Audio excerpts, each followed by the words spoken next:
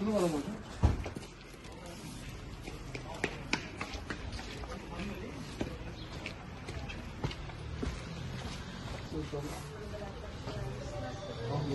Teşekkür ederim.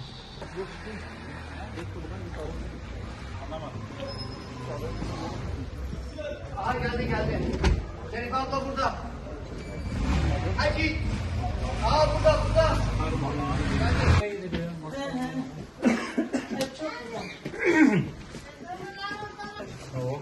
Kaç yıl oldu? Burası ayrı.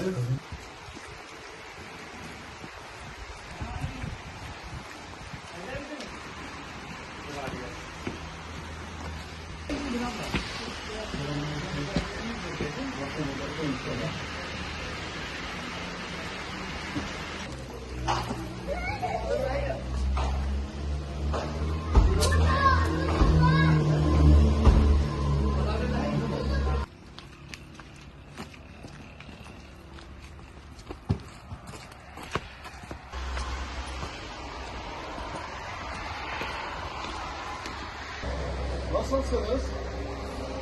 Ne yapıyorsunuz? Görüşemiyoruz. Niye? Hoş bulduk. Nasıl oldun?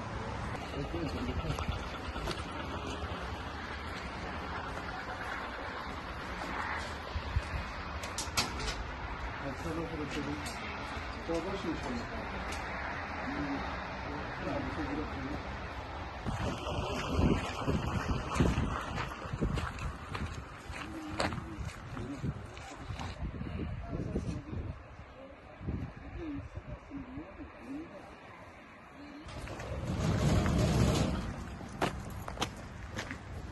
Selamünaleyküm.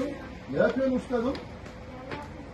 Yatağımın altını biraz karıştırıyordum da. İyi abi ya. Eski oyuncaklarım nerede bilmiyorum.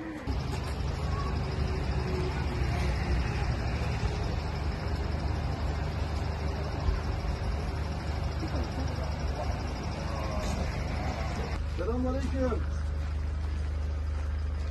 Kapıdan bağırıyorum.